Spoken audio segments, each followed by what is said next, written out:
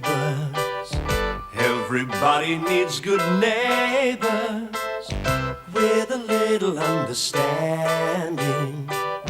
You can find the perfect blend. Neighbors should be there for one another. That's when good neighbors become good friends.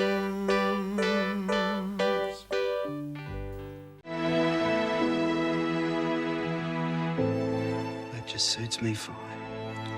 The further you stay out of my life, Dad, the better. Stop it, you don't mean Don't I You're just? only making matters worse. Now stay here. I'll talk to your father. She's right, Scott. Why can't he be happy for us? He's been cranky ever since I came back. Jim. Helen, don't you start. Well, I can't stand back and watch you drive your son out of your life. You're as bad as he is. So caught up in the romance of the situation, you can't see the reality for the wedding bells. Would you rather they ran away and lived together? They thought if they got married, it would settle everybody's objections. And they're even sillier than I thought. You get married because you want to, not because of what other people think. I know that. Let's face it, Jim. They're in love and they want to be together. We'd all prefer that they were older, but they're not. You married young. So did I. I guess it's a family failing. I prefer to see it as a blessing. I am sick of that old argument. Back then, things were different. I don't see how. I was already at university and I had a well-paid part-time job. I could afford to get married and not be jeopardising my career. If Scott leaves school now, that's it.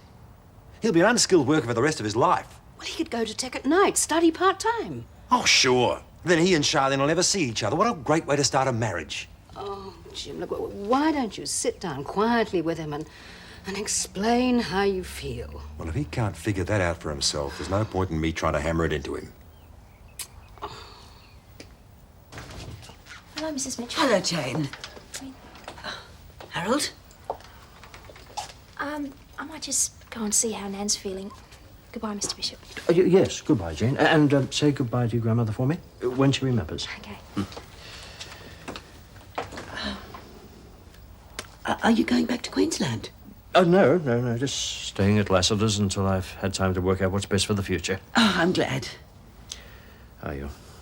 Oh, yes, well, I mean, I'd hate to think that you went away without saying goodbye. Well, I'd like to think that my manners were better than that match.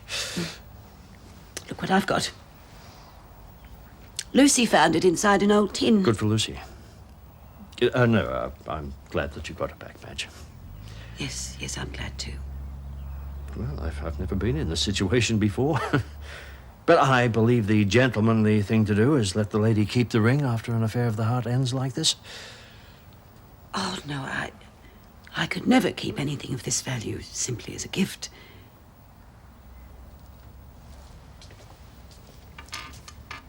Goodbye, Harold.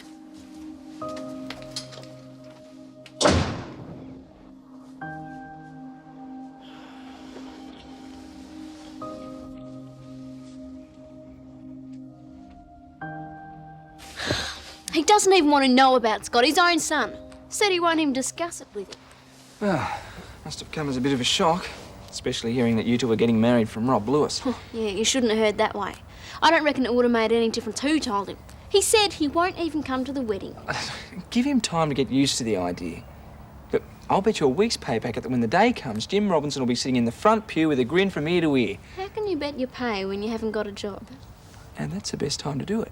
I've got nothing to lose. Thanks. I feel better now. Some girl should have snapped you up years ago. Well, thanks, ma'am. I'm just happy to be of service. You idiot. Oh, you're always such an optimist when it comes to me and Mum. You should be a bit more positive about your own life. Two good sorts like you and Mum. You've got to end up living happily ever after. I wish I was that sure. Any minute now, Mum's going to walk through that door with a $3,000 rock back on her finger and a smile of pure happiness on her face. You were saying?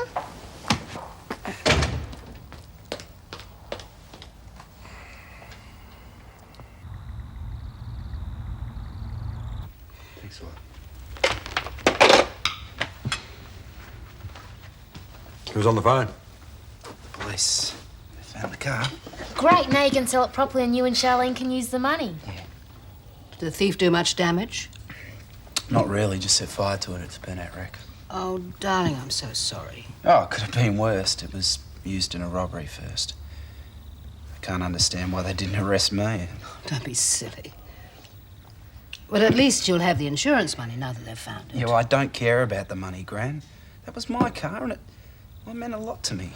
Scott, I'm really sorry about this happening, but the car was up for sale. You wouldn't have had it for much longer What would anyway. you know about it, Dad? You've hardly got feelings for people, let alone Now, just cars. a moment. No, I used to think you were a pretty good bloke. But now I've woken up to what a tyrant you really are. Julie and Paul have left home and you're getting scared you're going to run out of kids to boss around. Well, you're losing this one too. I am marrying Charlene and I'm glad you don't like it because I don't want you at the wedding. I can't change the fact that you're my father, but I'm going to do the best to forget it. You stick up for yourself, Lucy, or I'll never let you go.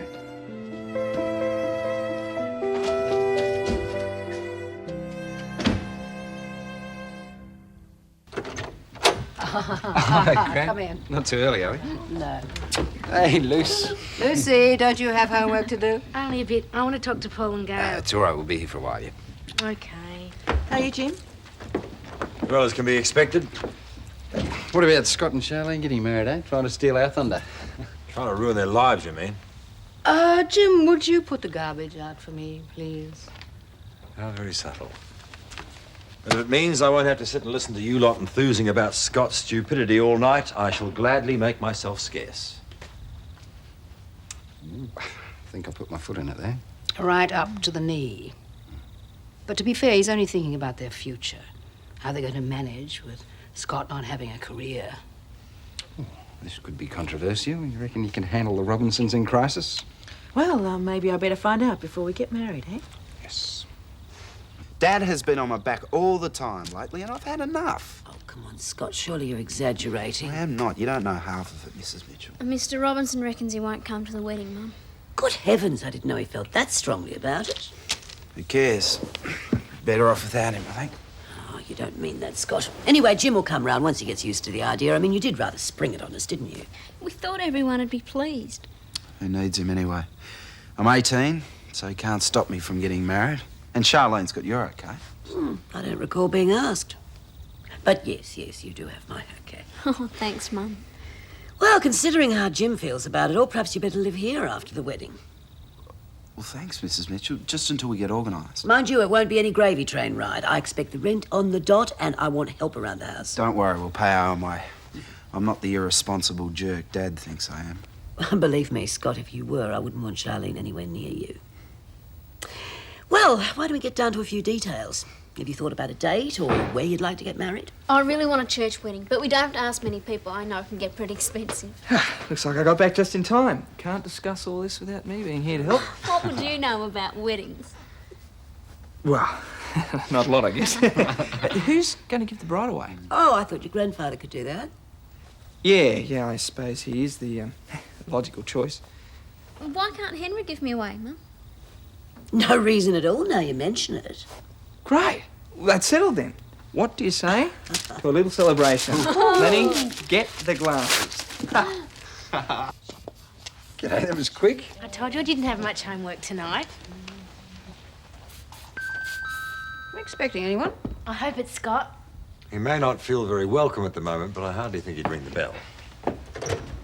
Hello, Rob. Not in the way, am I? Come in. I got a bit lonely over there on my Pat Malone. Nothing wrong with the car, is there? Now, coming on a treat. What are you going to do with the car, Jim, when it is finished? Oh, some shopping. I'm going to race it, of course. Still in it in the classic 500. You can't. You haven't got a licence. Didn't he tell you? Jim got his provisional from Cams the other day. Look, I know you think I'm being totally neurotic on the subject, but please, Jim, don't drive that car. I mean, just look at its history. Unless you want to be the next victim, I'd keep well away. You're right. I do think you're totally neurotic. I'll go put the coffee on. Hey, listen, you wouldn't have a beer there, would you, mate? What? This car's really got to you, hasn't it? And to Jim, and to Dad. I'm the only one to recognise how evil it is. Gail, you're almost as obsessed with this as they are, you know. Yeah. Well, Jeremy and his father wouldn't listen either, would they? And they're dead.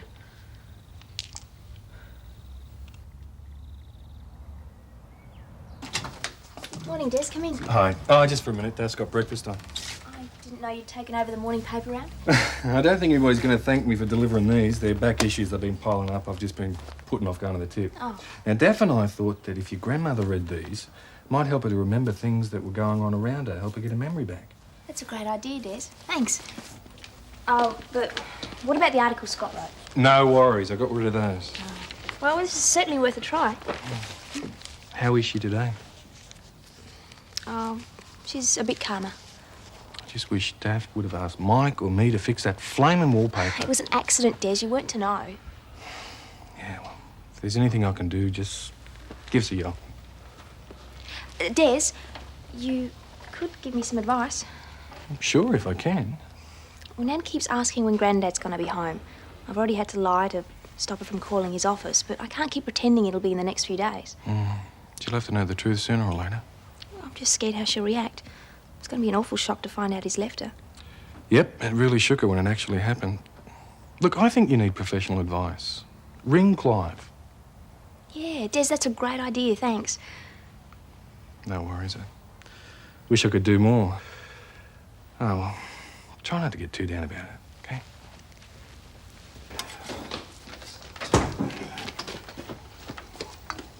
Oh, sorry, Gwen. I can't have breakfast. I can't be late my first day, can I? First day for what? Work. I don't recall being asked if you could leave school. I'm getting married, remember? It'd be impossible to support Charlene on my allowance. That's what I've been trying to get through your thick skull. You can't afford to get married. Well, I've got a job now, so that argument's out the window. What sort of job exactly? Kitchen hand at Lassiter's. And don't go blaming Paul. It had nothing to do with him. I used another name. Well, that's a relief. I mean, it would be a bit demeaning for the boss's brother to be peeling potatoes and taking out the garbage. You're just being a snob. And you'll keep a civil tongue in your head while you're in my house. Well, that won't be for much longer, thank goodness. As soon as Charlene and I get married, we're moving in with her mother. At least she cares what happens to her kids. Please stop fighting with Scott, Dad. Yes, Jim. This business is making everybody miserable. Tell that to Scott. I have a meeting with Rob and Harold at the coffee shop. Are you going to drive that racing car? Later today, why? Please don't drive it. Not ever. I don't want you to die, Dad. I'm not going to die, Luce. Those other men did. Jeremy was impatient. He wouldn't wait for Mr. Lewis to get the car ready. I'm not going to do that, I promise. Gail calls us. I'm afraid so. I'll have a word with her. Look, you stop worrying. I'll see you later today, all right? All right. Can't you stop him, Gran? Oh, darling, your father's a very careful man. He's not going to do anything to put him in danger. Sorry about the spillage. Just better lift my game. I should think so. If I wanted a bowl of soup, I'd have ordered one. Hey, fair go. I'm a bank manager, not a waiter. Dad's got to go to the doctor and got to come back later and help her out again. I can hardly wait. Yeah, that's all right. Look at this, will you? I mean, it just is not good enough. Oh, I miss those early fruit juices and a cup of tea with Mrs. Mangle of a morning. Well, it's your own. What's the problem? The old bat refusing to make you breakfast? Oh, worse than that. She has terminated our arrangement. What's that supposed to mean? She's tossing you out, is that what you're saying? Well, she has absolutely no recollection of who I am. Well, what do you know about that, then? You know, I didn't think I'd ever say it, but I actually feel sorry for the old girl. 2 years gone just like that, then. Actually, I'm rather pleased. It's forced me into making a decision about my future. I don't see any point in staying in Erinsborough. Yes, there is. You've got an investment here, Harold. You'd want to pull out of our partnership. I wouldn't have to dissolve the partnership just because I went up north. No, you just send me the cash slips each week and we could carry on as normal. Oh, maybe you're right. I can see with your engagement broken, you might feel a bit awkward hanging around here. Here's Jim. I thought you'd forgotten about our little meeting. I would appreciate it if you'd ask your daughter to stop filling Lucy's head with horror stories about my car. Oh, well, she goes on a bit, but you don't have to take her seriously. I believe congratulations are in order, eh, Jim? Scott coming up to scratch, doing the right thing by Charlene. Damned if I can see what's so right about it. Do you still think you'll have number 13 ready by this afternoon? Oh, sure, just a couple of minor adjustments to make. Right. Well, I'll see you both after lunch. We'll talk about the figures then. Yes. What's the matter with him? Love, mate. And other people's at that. Mum,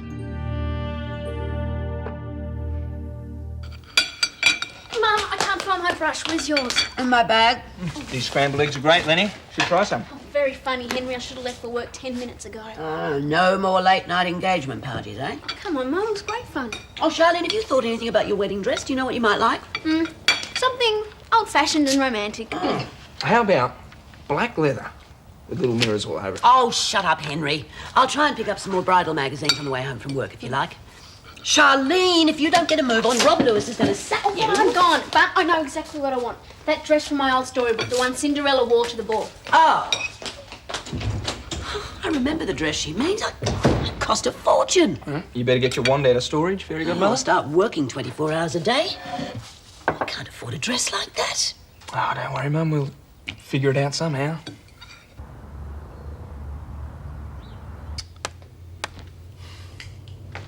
Come on, how about I buy you some lunch? Lassiter's dining room? I was thinking more of the coffee shop. Here's a list of the upcoming conventions. Oh, great. 60 seconds later and I would have escaped. Thanks. Oh, Gail, I appreciate your concern for Jim and that wretched racing car, but would you please not talk about it in front of Lucy? She was in a dreadful state this morning. I'm sorry, Helen. I didn't stop to think. No, I really can't blame you. I'm a bit worried myself about Jim at the moment. Oh, come off it. Granddad's a big boy now. He's not going to put himself in any danger. You don't know what it's like, Paul. They get out into that track, they feel the power of the car under them. Don't let the word classic fool you. Those guys go all out to prove themselves and their cars. Gail, he's not a novice. I mean, Dad used to do a lot of drag racing when he was younger. That's not in the same league. Can't one of you talk him out of it, please? Well, I'll certainly give it a go, but the mood he's in at the moment, I think any opposition is going to make him even more determined. Well, that's great news about you and Charlene. Congratulations, mate. Yeah, thanks. Well, you don't seem too happy about it. It's the best thing that ever happened to me. Just wish certain other people would see it that way. Well, people hassling you, are they? And you're both still young, but... Well, if you and Charlene are sure, well, it's nobody else's business, really. Yeah, well, thanks, Des. Has Daphne given up work already? No, I was just taking over. She's gone down to see Clive. Oh, all right. There's nothing wrong with her, is there? No, just a check-up. Well, I'm going to make her take it easy very soon. Well, if you need someone in here full-time, you keep me in mind, won't you? Yeah, righto. Job at Lassiter's getting you down already. It's all right. Pretty dead-end sort of job, though. It's better than being on the dole. You never know. Maybe one day I could be a trainee chef. They make pretty good money. Yeah, I suppose it's possible. Oh, good day, Jim. Give yourself an early mark. Yeah, something like that. I'm on my way to the garage.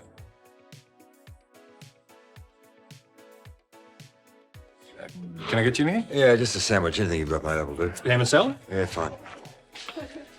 Bit of a surprise. Got leaving school like that. Wasn't. I'm sure he'll find he's making a big mistake. It's $1.50, thanks. Yeah, it's not easy getting on without an education these days. What do you think I've been trying to tell him? Thanks. Whew. I'm going to be working flat out with all of these conventions. I hope you'll be able to fit in the wedding somewhere. Oh, as long as the reception doesn't take too long. It's going to be quite a hectic time with 2 weddings in the family. You concentrate on Scott and Charlene's. Paul and I have both been there before, and we definitely don't want a lot of fuss. Oh, but everybody's wedding's important. I'm not going to let you two take a back seat. I'd like to work with you, Paul. Oh, can I wait until I've had some lunch, Dad? No, I can't. I've got to go to the garage and pick up number 13. No, you mustn't. I'm not some schoolgirl like Lucy you can frighten with your hysterical nonsense. Now, if you don't mind, I have a personal matter I wish to discuss with Paul. Jim. Oh, that's all right, Helen. Right. If you're finished insulting Gail, you can say what you want and go. You two calm down, please. I want Scott out of Lassiter's kitchen. Oh, you're asking me to fire my own brother. Yeah, that's right. Well, I won't do it. I'm sorry, but he got that job without any help from me, and as long as Dean's happy with his work, he stays. Paul's right, Jim. You too, eh? You're both determined to undermine my authority with Scott. Well, you might be prepared to sit back and watch him ruin his life, but I'm not. Can you believe that? He's liable to do anything the way he's carrying on. That's what worries me, Paul. You heard him. He's on his way to drive that wretched car. Whether the stories are true or not, he's far too angry to be behind the wheel of a racing car. We have to stop him.